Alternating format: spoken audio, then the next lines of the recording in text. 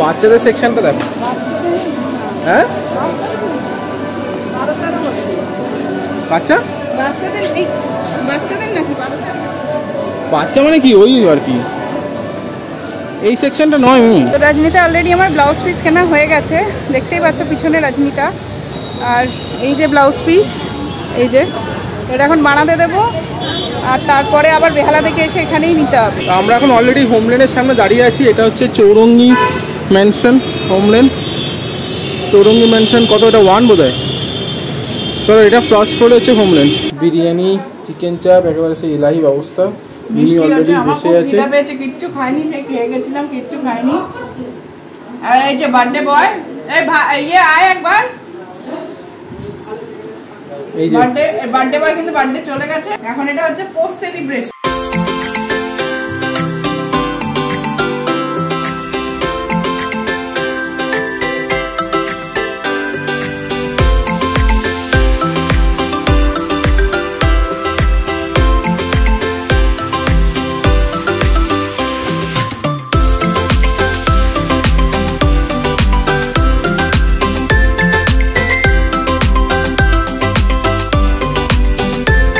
Good morning friends, এখন সকাল ওই 8:15 মতো বাজে, স্যাটারডে আজকে।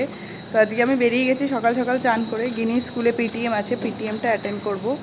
আর তারপরে হচ্ছে গিয়ে আজকে পাইপলাইনে প্রচুর কাজ আছে, এসে আবার একটু বেহালা যাব। মানুষ বাপের বাড়ি যায় একটু রেস্ট নিতে, গল্প করতে, আড্ডা মারতে, আর আমি সব কাজ নিয়ে যাই। অ্যাকচুয়ালি জামাই ষষ্ঠীর খাওয়ানোটা মায়ের হয়নি, তো সেই উদ্যোগেই আমাদের যাওয়া আর কি বেহালায়।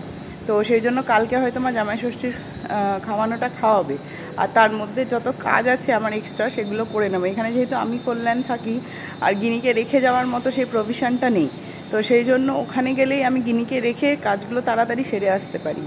তো দেখা যাক কতদূর কি কাজ এক্সিকিউশন হয়। এখন আগে পিটিএমটা সেরে আসি। Good morning everyone, welcome back to the channel, to another brand new blog.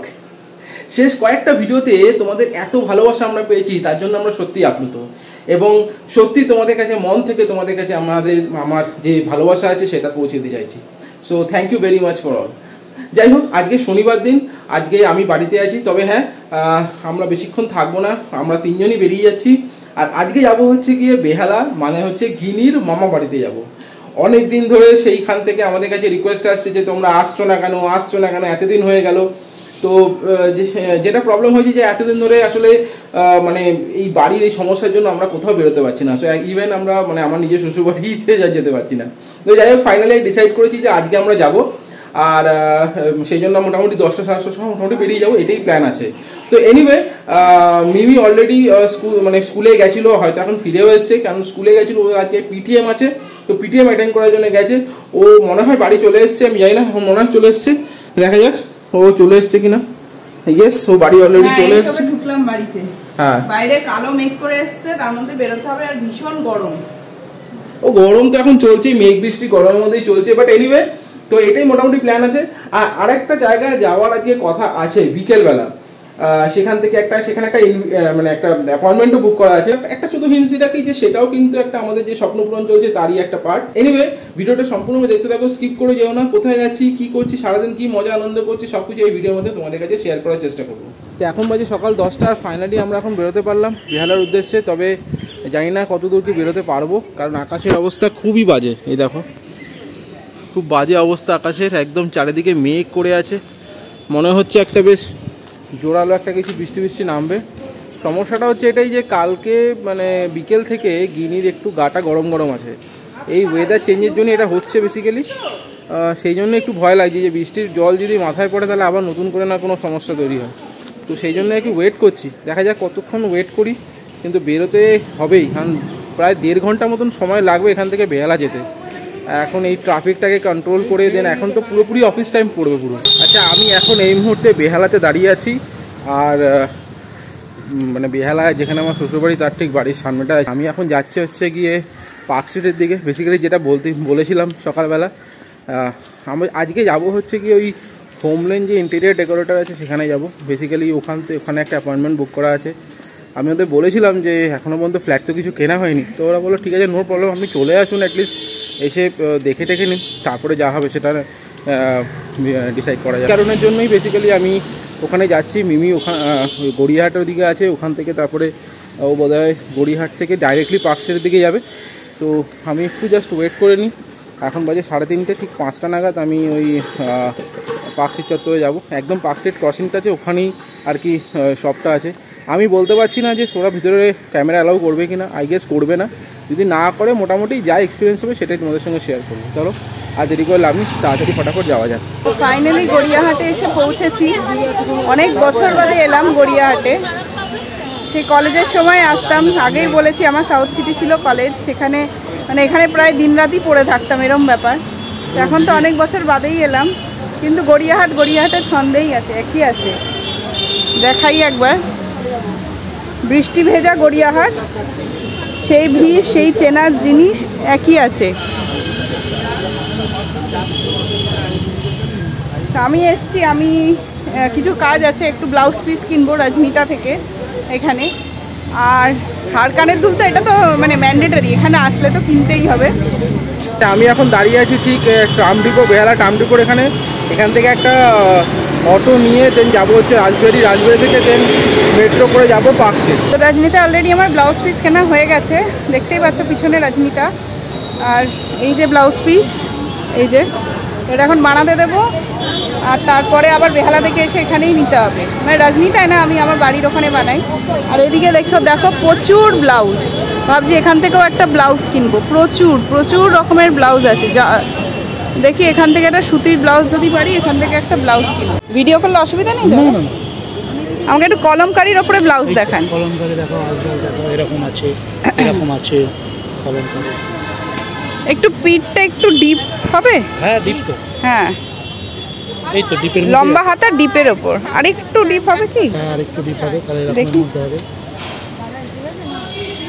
খুব সুন্দর হবে। দেখো এখানে প্রচুর ব্লাউজের কালেকশন। এগুলোর কিরম দাম আছে দাদা? 450।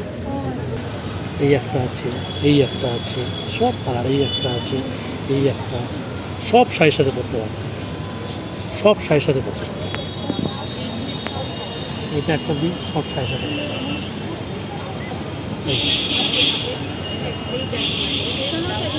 কমিউনিটি, এগুলো সব শাড়ির সাথে, মানে একটা নেবে সবার সাথে। খুব সুন্দর, এত ভ্যারাইটি এখানে, আমি কনফিউজ হয়ে যাচ্ছি কোনটা নেব। সব শাড়ি এত কিছু, এত ভ্যারাইটি। ব্লাউজ তো কেনা হয়ে গেছে, এবার কিনবো হাড় কানের দুল। তাড়াতাড়ি করতে হবে, করলেন অলরেডি বেরিয়ে গেছে, পার্কস্ট্রিটে যেতে হবে। এখানে তো যা দেখি তাই পছন্দ হয়।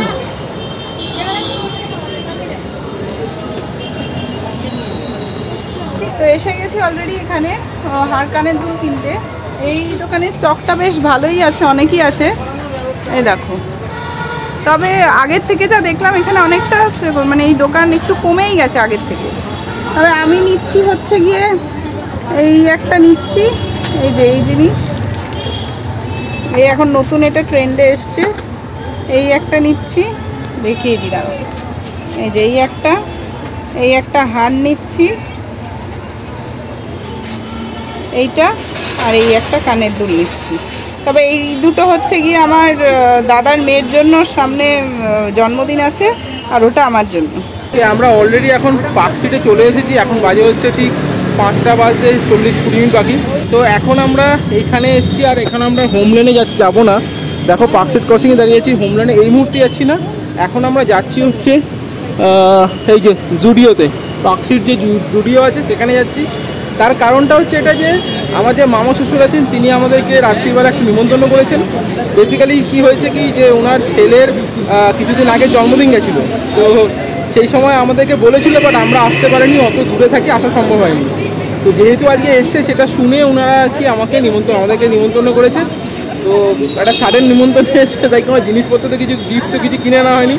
তো এখন ওই জন্য ওই ছেলের জন্য ভাবছি একটা জুডিও থেকে যদি জামা প্যান্ট পেয়ে যাই, তাহলে একটা কিছু কিনে নেবো।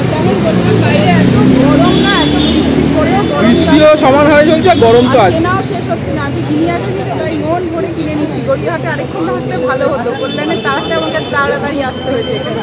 বাচ্চাদের সেকশনটা দেখো, হ্যাঁ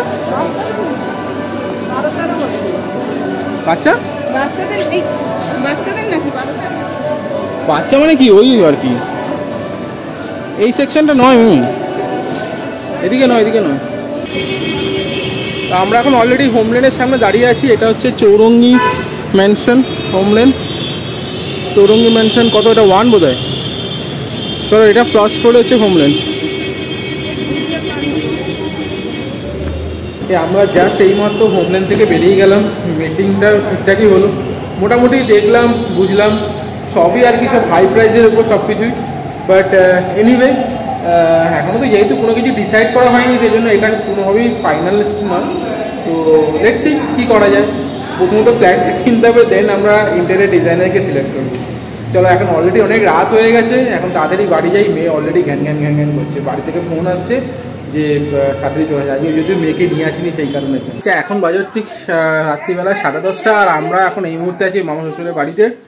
সমস্যা যেটা হচ্ছে, সেই জুডিওতে গেছিলাম, সেখানে একটা অদ্ভুত জিনিস বুঝতে পারলাম যে ওখানে নাকি 18 বছরের নিচে নাকি কোনো জামা কাপড় পাওয়া যায় না। এ এক অদ্ভুত জিনিস। যাই হোক, তো সেই জন্য আর কি ওখান থেকে তো কিছু কেনাই হলো না। আর ওদিকে হোমল্যান্ডের অফিসেও মানে শপেও যেতে হতো, সেই জন্য আর ফাইনালি কিছু কেনাই হয়নি। এনিওয়ে, ওকে বলেছি যে পরে আমরা তো আছি, মানে সানডেতেও আছি, তো ওই জন্য ওকে কিছু দিয়ে দেবো। ওকে, বিরিয়ানি, চিকেন চাপ, একেবারে সেই ইলাহি ব্যবস্থা। অলরেডি বসে আছে, কিচ্ছু খাইনি, সে খেয়ে গেছিলাম, কিচ্ছু খাইনি। আর এই যে বার্থডে বয়, এই ইয়ে আয় একবার। এই যে বার্থডে বয় কিন্তু বার্থডে চলে গেছে। বার্থডে বয়ের সঙ্গে আগেও ব্লগে দেখা হয়েছে, বাট এখন এটা হচ্ছে পোস্ট সেলিব্রেশন। হ্যাঁ, পোস্ট সেলিব্রেশন। আজকের ভিডিওটা এখানেই শেষ করছি। যদি ভিডিওটা ভালো লেগে থাকে প্লিজ ভিডিওটাকে লাইক করে দেবেন। যদি চ্যানেলে নতুন থাকেন প্লিজ চ্যানেলটাকে সাবস্ক্রাইব করে দেবেন। আর অবশ্যই কমেন্টস করে আমাদের জানাবেন যে আজকে ভিডিওটা আপনাদের ঠিক কেমন লাগবে। তাহলে ভালো থাকবেন, সুস্থ থাকবেন। দেখা হচ্ছে আরেকটা নতুন দিনে সম্পূর্ণ নতুন একটি ব্লগে। Till then, good bye, tata.